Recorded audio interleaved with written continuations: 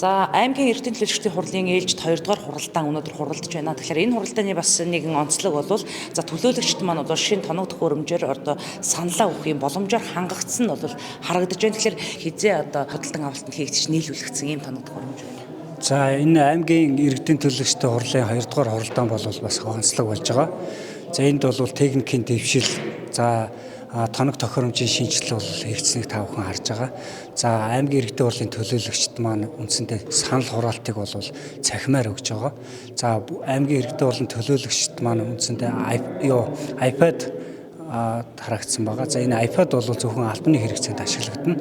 Хувийн хэрэгцээнд бол ашиглагдахгүй, ажлын албан дээр байж идэг.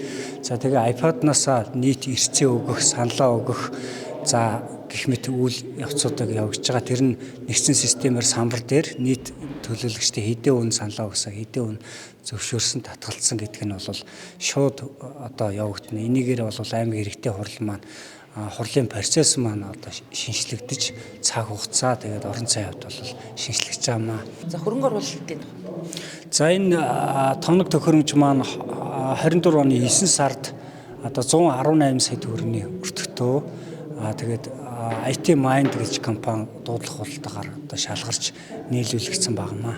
санхүүжилт нь хаанаас ирсэн? Санхүүжилт нь орон нутгийн хөрөнгөөр.